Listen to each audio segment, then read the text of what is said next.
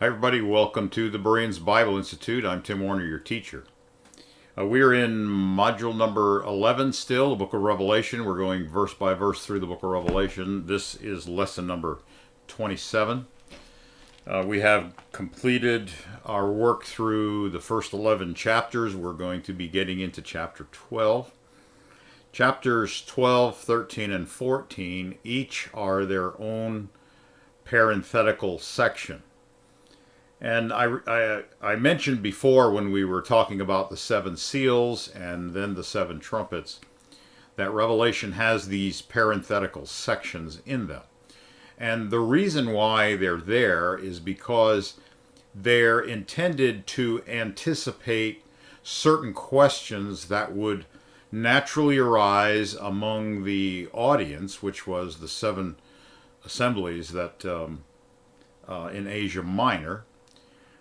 Based on what had been taught so far, that it would instigate certain questions from the framework of these mostly Gentile Christians living in these cities of Asia Minor, where in some cases, or they were either that actual assembly was founded by the Apostle Paul, especially the Ephesus, and then from Ephesus the gospel spread out to these other assemblies. And so they had as their sort of the apostle that had branched out into Asia Minor and brought the gospel to these folks. It was the Apostle Paul. And so they had a lot of oral teaching from the Apostle Paul, as well as his written works, including, of course, the book of Ephesians, which was addressed directly to the very first assembly there in the seven letters, the church of, or assembly of Ephesus. And so Paul had laid the foundation. He had taught in these, especially Ephesus, he had taught in person for lengthy periods of time. And so they had a lot of apostolic oral tradition that went out then from Ephesus to these other assemblies in the general vicinity of Western Asia Minor. So they had this theological background from the Apostle Paul. Well, after Paul was executed in Rome, and then Peter was also executed the very next year in Rome. Then shortly after that, the city of Jerusalem was destroyed. John was probably in Jerusalem leading up to the years just prior to it being destroyed. And you may remember that Jesus said in Luke 21, he said to his followers, his disciples, he says, when he predicted the coming destruction of Jerusalem, and he says, when you see Jerusalem surrounded by armies, that they are to flee to the mountains and get out of there, because of all the persecution and trouble that was going to be coming down and crashing down upon Jerusalem and upon Judea by the Roman armies that were going to be sent by God to destroy Jerusalem and destroy the temple. And so they were warned to flee. And so most likely John was one of those people who was part of the original, he was part of the 12, and so the 12, most of the 12, I should say, the 11, started out as being sort of leadership in the Jerusalem assembly, but, you know, some of them went out in other directions. We know that a few went east and so forth, but when these things happened and the Christians fled the city of Jerusalem, John, either at that time or maybe slightly before, John left Jerusalem and he ended up settling in the city of Ephesus. And he did this shortly after or around the time that Paul was executed in Rome. And so the thing about John's works, all of John's works, John wrote 5 books, right? The Gospel of John, and then 1st, 2nd, and 3rd epistles of John, and then finally the book of Revelation. John wrote all 5 of his books with the same kind of underlying mental framework. And what that was to completely reinforce the teachings of Paul. Because Paul, as the apostle to the Gentiles, he was the only one who Jesus specifically said, I'm calling you to go to the Gentiles.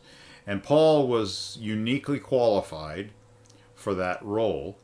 And, God sent him to the Gentiles, and he established these churches, and he taught a lot of things to the Gentiles. Now, we know that by the time Peter and Paul were executed, that all Christian theology, the fundamentals of Christian theology were already firmly established by Peter and Paul, especially Peter and Paul, but also some of the others were working alongside them. And so we see that in the book of Jude. Jude was written shortly after that. And Jude starts out by saying, he wanted to write concerning the common salvation, but that there was an urgent need. And that urgent need was that wicked men have crept in, and they have begun to pollute the teachings of the apostles. And they were doing this within some of the churches. And so, but Jude goes on to say, he says he was writing to encourage the brethren, especially the pastors, to earnestly contend for the faith that was once for all delivered to the saints. Now, that statement that the Christian faith, was once for all delivered to the saints, stating this shortly after the destruction of Jerusalem and the execution of Peter and Paul, shows us that the Christian faith had been sort of sealed up as a complete package, if you will. All the fundamental necessary teaching and truths were established by these apostles, that had died. Now, John remained alive after that. And so you might say, well, if John wrote his books after that, wasn't he also teaching by revelation from God? Yes, he was teaching by revelation from God, but John was not introducing any new doctrines. All John did, in fact, there is nothing new from John. Now, there is some clarification, but there's nothing new that had already not been taught orally by the other apostles. What John did was he reminded them of prior teaching. He clarified some things. He brought the Old Testament to bear in order to connect some of the dots. And he didn't do this because Paul's preaching had been insufficient. It wasn't. Paul's teaching was not insufficient. In fact, some people think, well, yes, John was, he was in a vision. He was caught up into heaven and shown all these things. Yes, but Paul says in 2 Corinthians chapter 12 that he had a similar experience, and this was many years before John. So, in fact, in 2 Corinthians chapter 12, let me just read to you the first few verses. He says, "It is doubtless not profitable for me to boast. I will come to visions and revelations of the Lord. I know a man in Christ," and he's talking about himself, "14 years ago, whether in the body I do not know, or whether out of the body I do not know, God knows. Such a one was caught up to the third heaven." And remember, he said he's talking about visions. So this is a vision. He wasn't actually there. "Such a one was caught up to the third heaven. And I know such a man, whether in the body or out of the body I do not know, God knows, that he was caught up into paradise, and heard inexpressible words which is not lawful for a man to utter. Of such a one I will boast, yet of myself I will not boast, except in my infirmities. For though I might desire to boast, I will not be a fool, for I will speak the truth. I will refrain, lest anyone should think of me above what he sees me to be or hears from me, and lest I should be exalted above measure by the abundance of the revelation." So it's clear that it was Paul who was seeing these visions. "A thorn in the flesh was given to me, a messenger of Satan to buffet me, lest I should be exalted above measure. Concerning this thing, I pleaded with the Lord 3 times that it might depart from me. But he said to me, my grace is sufficient for you, for my strength is made perfect in weakness. Therefore, most gladly I would rather boast in my infirmities, that the power of Christ may rest upon me. Okay, so the point is that Paul had a similar experience to John. Now, we also know from the book of Galatians that shortly after Paul's conversion, because you know Paul was not one of the 12 originally. Judas fell away and he killed himself, so that when we get into the beginning of the book of Acts, we've only got 11 apostles. But shortly after that, Christ called Paul to be his apostle to the Gentiles, rounding back the number to 12. And so forth. But what we see from Galatians is Paul says that shortly after that occurred on the way to Damascus, and he was in Damascus, and Ananias came, and he received his sight again, and so forth, that Paul went into Arabia, and he was alone in Arabia, off in the desert, for quite some time. I believe it was 3 years. And during that period of 3 years, Christ gave him visions and teaching, taught him from heaven by means of his holy breath. Remember, Christ first called Paul from heaven, right, on the road to Damascus. But Christ continued to teach Paul. He got him up to speed with all that he had taught his other disciples, which was also over a 3-year period. But he also gave Paul additional revelation that was going to be necessary for him to complete his mission as the apostle to the Gentiles. Specific information that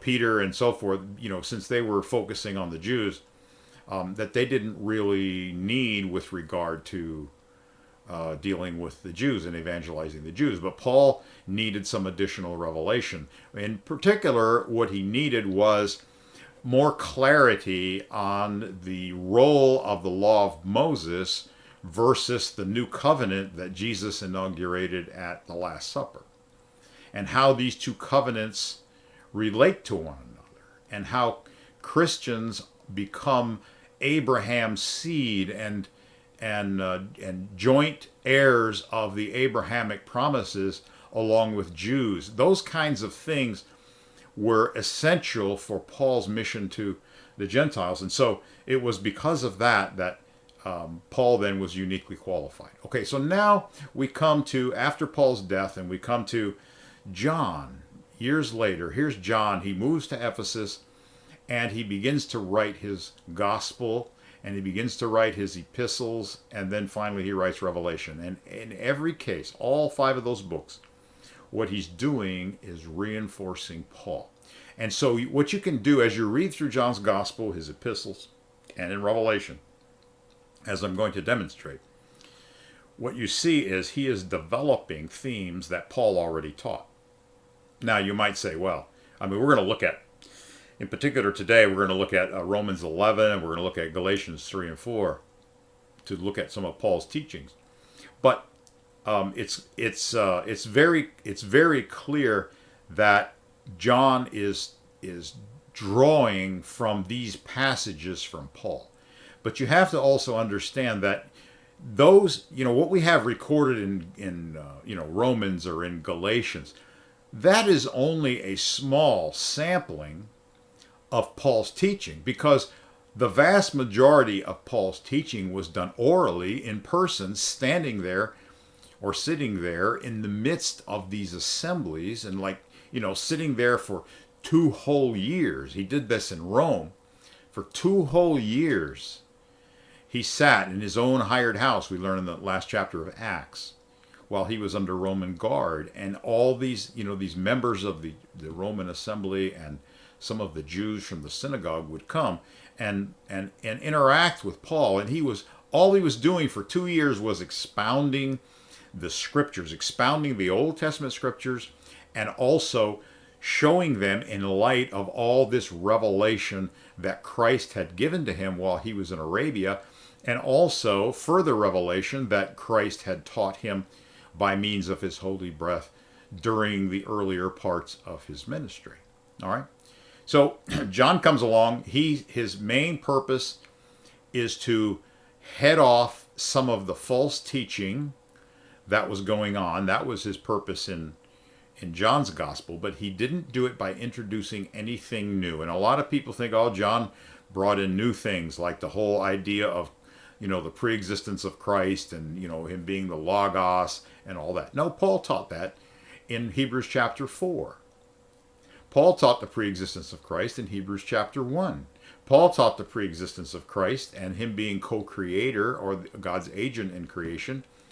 He taught that in Colossians chapter 1. He taught that Christ was in the form of God and then became man.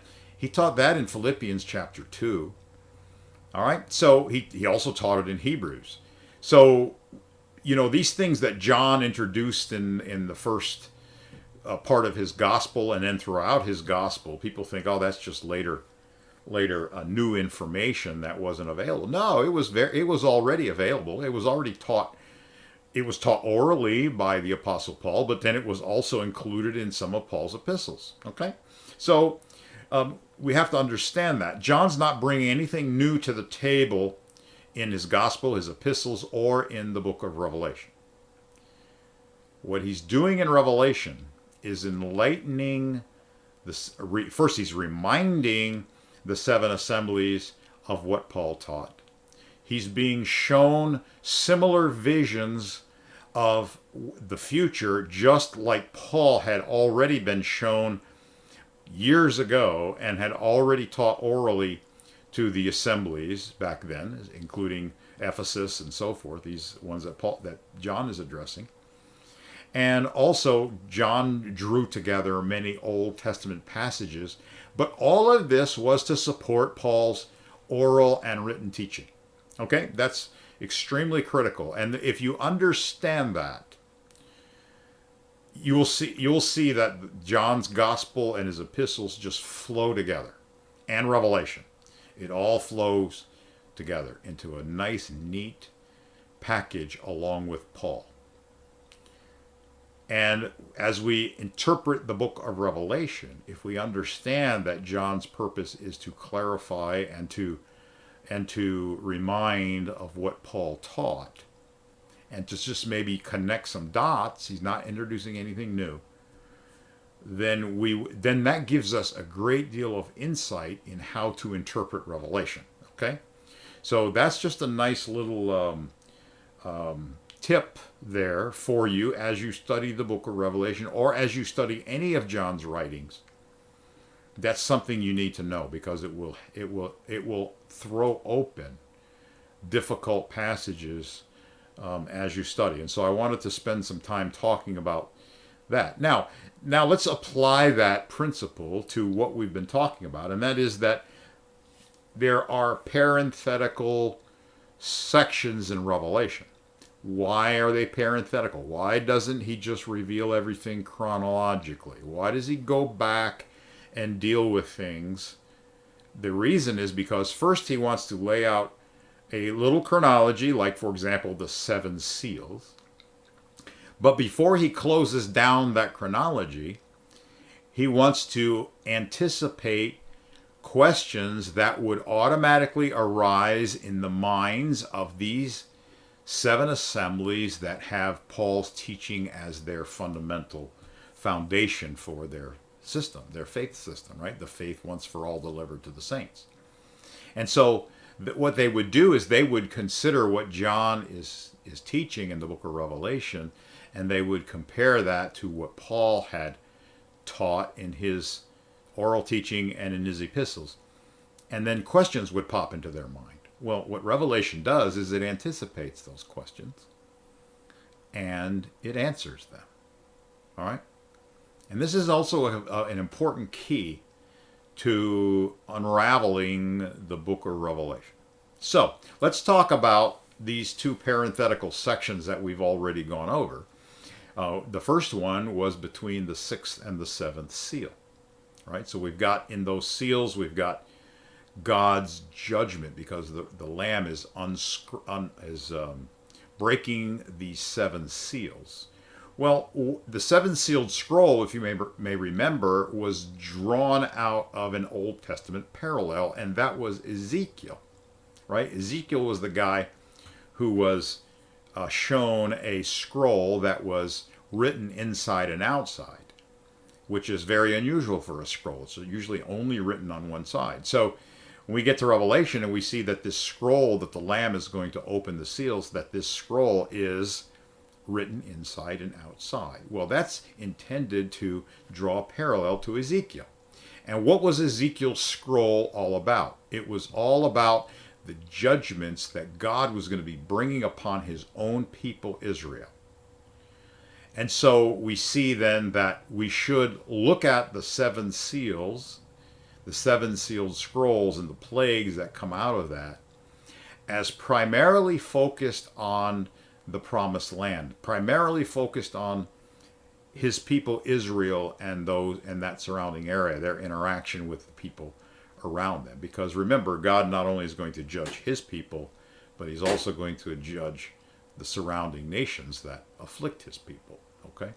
So during during the tribulation period, the seals deal with the 7-year tribulation from that perspective, like Ezekiel being a prophet to Israel, here John being a prophet. He's not speaking to Israel, but he's telling the Christians how God is going to deal with Israel in the end times, primarily Israel. Okay, it's not really dealing with Christians worldwide. And so that's why, at between the 6th and the 7th seal, all of a sudden John sort of jumps back to the beginning of the tribulation, where he says, "But before all these things happen, before you hurt, we've got these plagues coming on the earth, on the land that is the land of Israel. These plagues are coming on the land in the opening of the seals." But then it says he sees this these 4 angels that are about to bring God's judgment. That is to actually employ the wrath of God that's contained in the seals. And he says, hurt not the earth. It's said to these 7 angels, or these 4 angels, hurt not the earth or the sea or anything like that until we have sealed the servants of God in their forehead. And then he identifies who those servants of God are. And he says that they then seal 144,000, 12,000 from each of the 12 tribes of Israel. And so we see, by putting that there between the 6th and 7th seal, we know that sealing of the 144,000 is in the context of the whole group of seals, which is all about God's wrath upon his land and upon his people. So a question then would arise, okay, understanding that these seals are related to Ezekiel's role being the prophet to Israel and explaining why God's judgments are coming down on them. Understanding that, these Christians would then say, well, okay, Ezekiel also said, and we ran over this passage because remember the 144,000 are quoting from Ezekiel 9, right? So he points them back to Ezekiel, not just to the 7 sealed scroll, but also now he says, the question that would arise would be, what's going to happen to those Jews that are going to repent in the end times and turn back to Christ? Because Paul taught in Romans 11 that Israel was blinded for a time, but that in the end times they were going to return to God, right? So if God is pouring out all this judgment upon Israel through this with his scroll, just like he did. See, back in Nebuchadnezzar's day, when Ezekiel lived, God poured his judgment out on the vast majority of Israel, but he preserved a remnant, right? And he goes on to say, Jeremiah tells us, God used the parable of the good figs and the bad figs as representing his people at that time. And he said the good figs are the ones that Nebuchadnezzar took off prior to the destruction. And he took them away. God had him do that because to spare them from the judgment that was going to happen upon Jerusalem and Judea when he brought Nebuchadnezzar back the second time and he completely obliterated the place. All right. And so God spared his people by pulling them away into Babylon first the righteous, so they escaped the wrath. And then later there were a few stragglers, that came back after the destruction of the temple. So we had kind of two classes of people that escaped.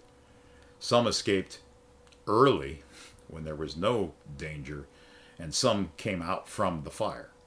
Okay? Anyway, and that's an important point too, which we'll talk about later when we get maybe into chapter 12. So Ezekiel being the prophet that's kind of connected with the seven seals as a parallel to his ministry. So when we get into this parenthetical section between the sixth and the seventh seal, God goes back and he gives John a little message here about how he's going to protect his people, just like he did in Ezekiel's day, right? And so he says, he talks about the 144,000 that are sealed in their forehead. Well, that's referencing right out of Ezekiel chapter 9, where God gave Ezekiel a vision about why he was sparing some of his people. And what was the vision? The vision was that God sent these angels in to destroy his people. But first, before he did that, he sent one who had an inkhorn and an ink pen, and he was to go around throughout all the people of Israel. Of course, he's invisible, but he was to put a mark on their foreheads. And then after the foreheads of the righteous, the foreheads of those who were not involved in all the wickedness and who were mourning and crying about all the wickedness in their midst, right? So they set themselves apart as righteous, and so they were sealed in their forehead. And then after that, he sent the destroying angels in, and they were to slaughter everybody who did not have a mark in their forehead. That is God's seal in their forehead, right? So we have that drawn in Revelation as a 7. We have that drawn directly out of Ezekiel 9. And again, it's showing that the seals are parallel to what was going on in Ezekiel's day. Okay? And so the question that would arise would be, well, how is God going to spare Israel, that is that portion of Israel that is righteous? And so that's what he does. He answers the question without them even asking it by giving you that little parenthetical section. Now we get to the trumpets. Between the sixth and the seventh trumpet, he goes in. He talks about, again, he further develops this idea about how Israel is going to be spared. Right? And so what does he say? He talks about how he's going to send his two witnesses, his two prophets. And they're going to prophesy in Jerusalem. And how that he shows him the temple there that's rebuilt. And he shows them the worshipers there. Who are the worshipers that are worshiping before the altar at the temple in Revelation chapter 11 and 12? Well, these are the Jews. These are the 144,000 that were sealed in their forehead. And he's showing them how God is distinguishing between the righteous and the wicked, and the righteous are the ones who are coming to mourn, to repent, to offer sacrifices according to the law of Moses, and are not just ignoring God's law, because God is going to reinstate the law of Moses for that last 7 years. Right? We see that stated plainly in Daniel chapter 9, verse 27. All right, so anyway, and in the midst of that is the abomination of desolation, right? And the taking away again of the daily sacrifice. That's all part of what John is going to be revealing here. But how did the Christians in the 7 assemblies that had Paul as their original teacher, how did they know about this theology about Israel turning back to God? Because, see, Jerusalem had been utterly destroyed now by this time. And the Jews had been scattered to the farthest parts of the world.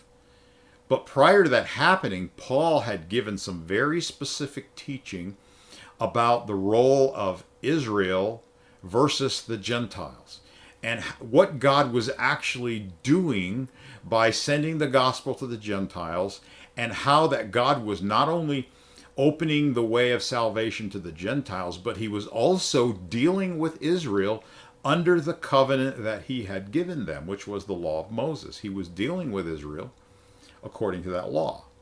All right, now I want to look at two passages of Scripture to show you that both of those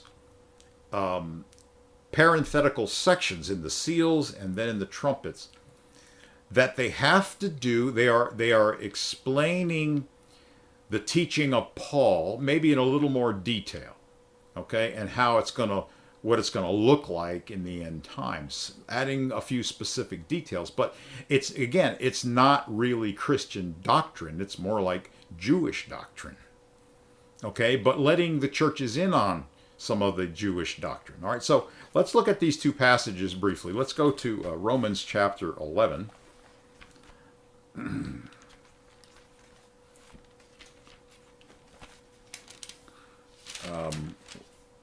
I want to start in verse, actually, let's just start in verse 1. I say then, has God cast away his people? And that's Israel, because they rejected Christ, right? Certainly not. Okay, now Paul's writing this decades after Christ ascended to heaven. Has God cut off Israel from himself, wiped his hands of Israel, and said, "No, I'm just gonna, I'm gonna send the gospel to the Gentiles, and they'll be my people instead of Israel." And so Paul says that's the wrong conclusion. And remember, he wrote this before the destruction of Jerusalem. So if they knew this from Paul, and now John is talking to them shortly after the destruction of Jerusalem, well, a few decades after, all right, they understand that God has in fact dropped the hammer on his people. All right, so here's what he says. I say then, has God cast away his people? Certainly not. For I also am an Israelite, of the seed of Abraham, of the tribe of Benjamin. God has not cast away his people whom he foreknew. Or do you not know that the scripture says of Elijah? Now, when he says God has not cast away his people whom he foreknew, he's not saying God, before the foundation of the world, God elected certain Jews to be saved and certain Jews not to be saved. No, that's not what he's saying. He's saying, look, what he's doing is he's saying God has not cast away Israel completely. That is not all of Israel. There are people in Israel that he has not cast off. And then he talks about himself being a Jew, right, of the tribe of Benjamin. But then when he says God has not cast away his people whom he foreknew, what he's doing is he's taking you back to the Old Testament to show you that in the past, those whom God knew personally, right, they existed. He knew them personally. He had a relationship with them. God did not cast them off. And so in order to prove that point, he talks about Elijah. Elijah was one who had a relationship with God, even though when Elijah prophesied, most of Israel had become apostate, and God cast them off. But he didn't cast off Elijah. Elijah was his prophet to speak to them and try to encourage them to repent. So he says, God has not cast away his people whom he foreknew. Or do you not know that the scripture says of Elijah, how he pleads with God against Israel, saying, Lord, they have killed your prophets and torn down your altars, and I alone am left, and they seek my life. And so Elijah says, I'm the only one left out of the entire nation of Israel that is faithful to you. And what does God say? But what does the divine response say to him? And again, he begins quoting from 1 Kings chapter 19. What is the divine response to him? Here's the quote. I have reserved for myself 7,000 men who have not bowed the knee to Baal. All right, so God had a remnant. He knew who they were. He was sealing them so that they would not be destroyed when his judgment came, and so forth. So then Paul, by using that example from the Old Testament, he then says, even so then, at this present time, there is a remnant, that is a remnant of Israel, according to the election of grace. Now, who are the remnant of Israel according to the election of grace that Paul was talking about there? He's talking about the Jewish Christians. He's talking about himself as a Jewish believer. He's talking about the other apostles. He's talking about the church or the assembly in Jerusalem, and any of the Jews that happen to be in the Roman assembly. There was a lot of Jews in the Roman assembly at the time, and there were Jews in the assembly in Ephesus and in other places also. So there is a remnant, even though they were by far in the minority of faithful people to God. There still was a remnant of Jews, a remnant of Israel still remained within the Christian assemblies. That was his point. And if by grace, then it is no longer by works, otherwise grace is no longer grace. Now, go down to verse 8. He says, or verse 7. He says, "What then Israel has not obtained, that is the nation as a whole, has not obtained that which it seeks." Well, what does Israel seek? It seeks the fulfillment of the Abrahamic covenant. All right, the land promised permanently, the Messiah reigning, and so forth. But the elect, that is a small portion within Israel, have obtained it, and the rest of Israel, it says, were blinded. Just as it is written, and he begins to quote Isaiah 29:10. "God has given them a spirit of stupor, eyes that they should not see, and ears that they should not hear, to this very day." And Jesus, I believe, referenced that passage. And then he says, and David says, and then he quotes David in Psalm 69. He says, "Let their table become a snare and a trap, a stumbling block, and a recompense to them, let their eyes be darkened so that they may not see, and bow down their back always." And so what he's talking about is how, God spares a remnant of his people Israel, and then he crashes his judgment down on the rest. And he did that in AD 70 when he destroyed the temple and the priesthood, and there was a huge slaughter of Jews, and those who remained were scattered to the far corners of the earth, and many were taken away as captives and slaves. Verse 11, he says, "I say then, have they stumbled that they should fall? Certainly not. But through their fall, to provoke them to jealousy, salvation has come to the Gentiles. Now, if their fall is riches for the world, and their failure riches for the Gentiles, how much more their fullness?" That is, when Israel is restored. See, Paul teaches the restoration of Israel. And so he says, how much more their fullness? "For I speak to you Gentiles, inasmuch as I am an apostle to the Gentiles. I magnify my office. If by any means," again, his mission isn't to the Jews, but he explains what God is doing to the Jews.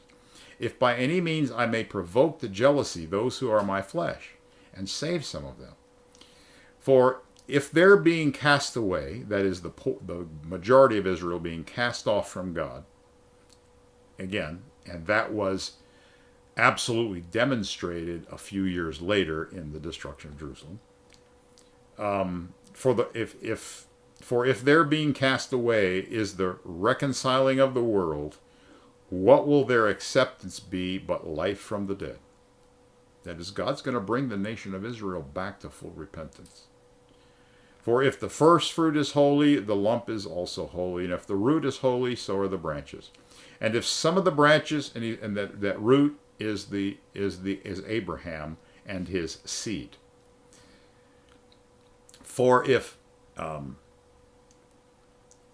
verse 16, "for if the first fruit is holy, the lump is also holy. If the root is holy," that is Abraham, "so are the branches. And if some of the branches were broken off," that is, some of the seed of Abraham was broken off from the Abrahamic covenant, "and you Gentiles, being a wild olive tree," or being from a wild olive tree, "were grafted in among them," that is, what the remainder of that root that is still attached to Abraham, that is grafted in with the believing Jews. He says, grafted in among them, "and with them became a partaker of the root and fatness of the olive tree. Do not boast, you Gentiles." You're in a foreign tree now. "Do not boast against the branches," that is, the branches that were broken off. "But if you do boast, remember that you do not support the root, but the root supports you. But you will say then, well, branches are broken off that I might be grafted in." And so, see, this is a way of the Gentiles sort of elevating and boasting against the Jews who were broken off. Well, look what Paul says to that. He says, "Well said, because of unbelief they were broken off, and you stand by faith. Do not be haughty, but fear. For if God did not spare the natural branches, he may not spare you either. Therefore consider the goodness and the severity of God on those who fell, severity, but towards you goodness, if you continue in his goodness, otherwise you also will be cut off. That is, they will not have the inheritance of the Abrahamic covenant. And they also, that is, the unbelieving Jews who have rebelled against God, who crucified Christ and been cut off from Israel, they also, if they do not continue in unbelief, will be grafted in, for God is able to graft them in again. For if you are cut out of an olive tree which is wild by nature and grafted contrary to nature into a cultivated olive tree, how much more will these who are natural branches be grafted into their own olive tree? Now, when is all this going to happen? Well, it happens at the second coming. And there's a lot of Old Testament prophecy that predicts this. For I do not desire, brethren, that you should be ignorant of this mystery, lest you should be wise in your own opinion, that blindness in part has happened to Israel. For how long? Until the fullness of the Gentiles has come in. Now, it's an important statement because Jesus uses almost the exact statement in Luke 21 when he was predicting the destruction of Jerusalem. And when he told Christians, when you see Jerusalem surrounded by armies, you need to flee out of the city because the wrath is coming down on Judea and Jerusalem, and you don't want to be anywhere near it, right? He told them that. But he also said that Jerusalem will be trampled underfoot. That is, this exile that I'm imposing on Israel, they will be trampled under. Jerusalem will be trampled underfoot until the times of the Gentiles are completed, and that means the time that God has allotted for the gospel to be open to the Gentiles. But see, that period of time comes to an end, and it comes to an end at the beginning of the tribulation, because look what happens. It says, verse 28, and he says then, and so, that is, after the time of the Gentiles comes to an end, which in Luke 21, it puts it just before the signs of the end times begin, which is the tribulation.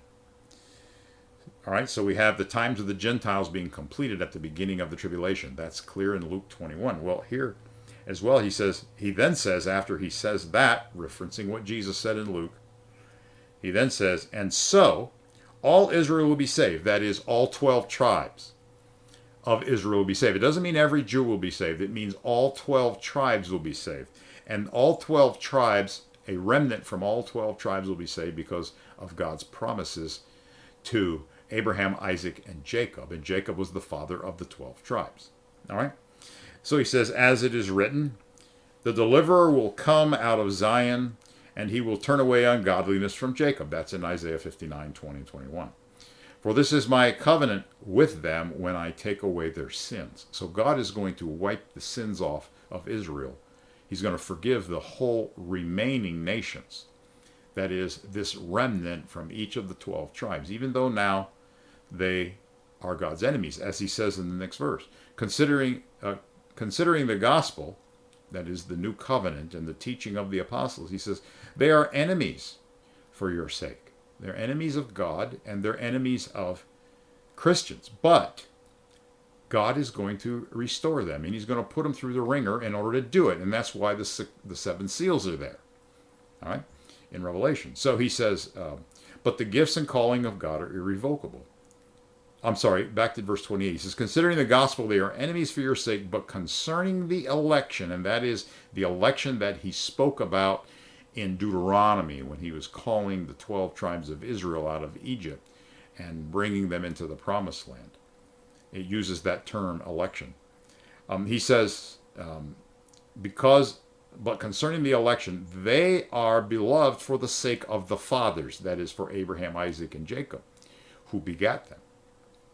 All right, then he says the gifts and the calling of God are irrevocable. What he's essentially saying is the promises and the things that God promised Israel in the Old Covenant when he called them out of Egypt, and the promises that he made to the patriarchs regarding their sons, that these are irrevocable. God's not going to just ignore them because Israel ignored him. God is going to fulfill the promises, even though he has to do it with a small remnant from each tribe. You know, he did the same thing when he wiped out a whole generation of Israel and only allowed their children to go into the promised land. He kept some from all 12 tribes. So he kept 12 tribes, but they were much smaller when they went into the promised land than they were when they came out of Egypt. Right? Well, the same thing is going to happen in the end times.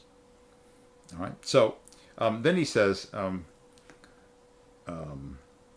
verse 30, he says, "For you were once disobedient to God, yet you have now obtained mercy through their disobedience. Even so, these also have now been disobedient, that through the mercy shown you, they also may obtain mercy." So they're going to obtain mercy, and this is what the 7-year tribulation is all about. It's all about God providing mercy for the nation of Israel so that he can reconcile them back according to the covenant that they're still under. They're still under the law of Moses.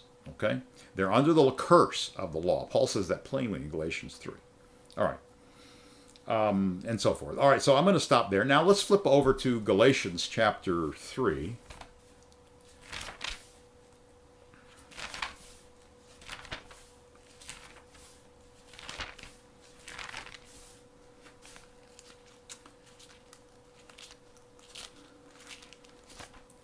And in Galatians 3 and 4, Paul, the purpose of Galatians was to show Gentiles why they are not under the law, and they should not be concerned about keeping the law, because that was Israel's covenant. And not only was it a national covenant with the nation of Israel, but also even Christians those Jews who become part of Christ by trusting Christ, being baptized into the new covenant, that those Jews now also escape what God is doing with Israel as a nation, because God has to treat Israel collectively according to the collective terms that he gave in the law of Moses. See, they agreed to certain terms in the law of Moses. They agreed to obey God's law, and if they obeyed God's law, he was going to bring all these blessings on them. But if they disobeyed God's law, he was going to bring all these curses upon them, including driving them out of the land and sending them into the land of their enemies and being slaves and being persecuted everywhere they went. Well, they're still being persecuted everywhere they went, and Jerusalem is still, the temple is still destroyed and desolate, which tells us that Israel is still in the exile that God predicted under the second exile that God predicted under the law of Moses. And then in the prophets, he said that he was, after the first exile, he was going to give them another exile. Okay? But all of this has to do with the terms they agreed to in the law of Moses. So Israel is in exile. And that's part of the law, which means Israel is under the law. However, in the same passages where God is making all these threats, Deuteronomy 28, 29, and 30, he then says in chapter 30, he gives them the terms whereby he will release them, whereby he will bring them back from their captivity and from being scattered and from all the plagues that he's put upon them. He will bring them back to the land, and he will fulfill the promises that he made of the permanent inheritance to Abraham, Isaac, and Jacob. All right, so he gives them the terms. And what are the terms? The terms are, you must repent according to the law of Moses. Those are the terms. Israel is still under the law. Israel is in exile because they have rebelled and they have turned against Christ, God's Son. And so God drove them out of the land. And there are a few Jews still in Israel, but they are there and they're not living according to the blessings that God said he would give them if they were faithful. And so God has to, now, because of the circumstances after driving them out, God has to be the one to orchestrate the events so that they have the opportunity to do what Deuteronomy 30 says, which is to keep the law of Moses. Well, how can they keep the law of Moses if they don't have a temple? Because the whole thing surrounds the temple and the priesthood and all the regulations that go along with it, including coming up to Jerusalem to keep the festivals, offering the sacrifices. All that stuff is part of the law of Moses. So how is he going to do that? Well, that's what Daniel 9:27 says, is that he's going to give them a little window of opportunity. It's 7 years long. And that window of opportunity is he is going to strengthen the covenant. That is the law of Moses. He's going to strengthen it. How's he going to strengthen it? Well, if the temple's destroyed and the priesthood is destroyed, he's going to strengthen it by bringing back the temple and bringing back a priesthood.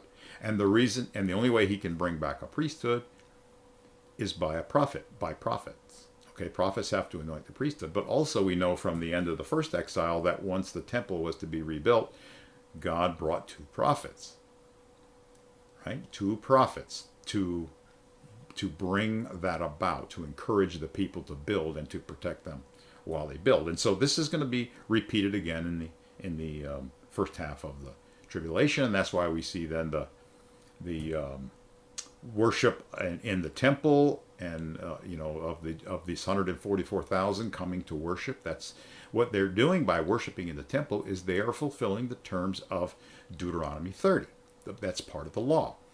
Also remember, the Old Testament ends with a very important statement to Israel. Remember, they reject the New Testament, so the book of Malachi is their revelation, if you will. All right, because they don't accept the New Testament. So how does their revelation end? It talks about the day coming that's burning like an oven, where all the proud and the wicked are going to be burned up. But that God, what does it say there? It says that, but to you who fear my name, that is, this small remnant of Israel who do fear my name, he says that the Son of Righteousness will arise with healing in his wings. And then he says, you are going to go out like stall-fed calves and trample on the ashes of the wicked. But when he's talking about this remnant, he says that, God is observing them, and he says a book of remembrance. He talks about those who weep and mourn over Israel, just like in Ezekiel 9. He's talking to the 144,000 in Malachi, the end of Malachi 3 and the beginning of and all of 4. He's talking to the 144,000 Jews, and he says that God is a book of remembrance that's before him. And he's recording the names of all those who are mourning and are meditating upon his name. That these are the ones who are repenting, and the ones who are then going to worship at the temple under the influence of the two prophets, right?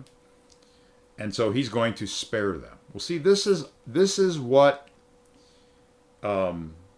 these questions in these parenthetical sections are about. Now, I'm actually out of time, so I don't have time to go through Galatians 3 and 4, but I do need to go through Galatians 3 and 4 with you, because Galatians 3 and 4 ties this in with the next logical question. After we go through the seals and we go through the trumpets, what's the next logical question after God answers the question about what's going to happen to Israel? What's going to happen to those that Paul said are that are enemies of the gospel now, but they're going to return to God in the end time so that God can fulfill his promises to the patriarchs? So, okay, that's the 144,000. But what's the next question that comes to mind when we look at all the plagues that God is sending upon the earth? Well, the question that would come to mind to these 7 assemblies is, well, what's going to happen to us when the poo hits the fan? Right? What's going to happen to us? And so chapter 12 answers that question. All right? Chapter 12 answers that question. And so we'll look at chapter 12. We'll actually look at Galatians 2 and 3, because Galatians 2 and 3 provide Paul's theological teaching, where he's comparing the Jews under the old covenant to Christians who are baptized into Christ and then become Abraham's seed, right? The ones who are going to inherit the promises that God originally gave to Abraham and his seed, right? So anyway, he draws a parallel between these two groups, and he especially in chapter 4, which we'll talk about those 2 chapters next time, but he especially then he lays out an allegory in chapter 4. And that allegory that Paul laid out in chapter 4 forms the foundation for what John then reveals or shows us through his vision in Revelation chapter 12. All right, and it has to do with how are God's faithful people of the assemblies. So he's already told us how those of Israel that God is going to spare, what's going to happen to them, and how God is going to put a mark on them, and he's going to withhold judgment upon them. He's going to spare them because of the mark, that the seal that he puts on their forehead. But what's going to happen to the Christians of the assemblies who have been baptized into Christ and have become Abraham's seed? What's going to happen to them? Okay, so stay tuned for the next lesson, because it's really, really critical. Because, as Christians, as we're looking through the book of Revelation, really what we want to know is not so much what's God going to do with Israel. What we want to know is, what about us, right? What's going to happen to us?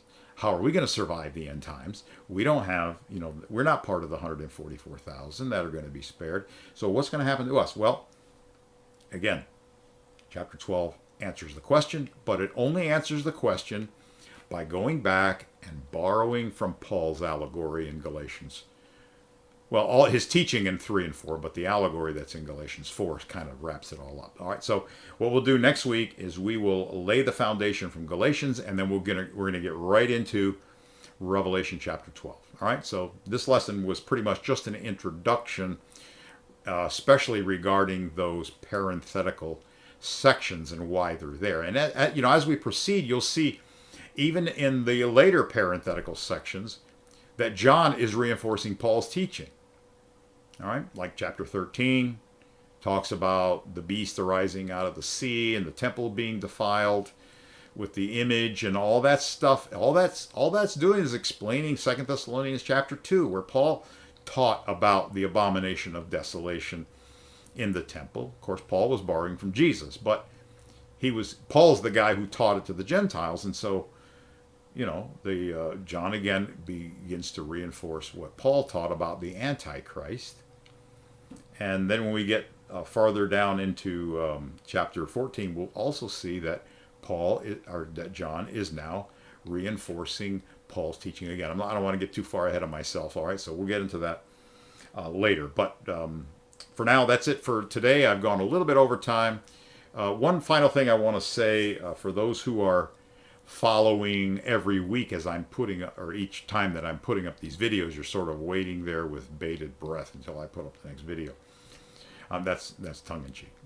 But anyway, for those of you, I made an announcement on the website a little while ago, but I don't think it's still there. But I basically said that doing it every single week was really a little much for me, because I'm pastoring the local assembly here in Hickory Tavern, South Carolina, and I'm also doing a lot of research for some more stuff that I'm going to be teaching, and also some articles that I'm writing, and also I really need more time to work on the Last Generation Version translation. I'm about halfway through the New Testament, maybe a little more, but I need time to get that done. I feel like I'm falling behind on that. So the bottom line is I'm going to be putting out 2 BBI lessons a month from now on instead of 4. Okay, so I'll try to get one up, right after the first,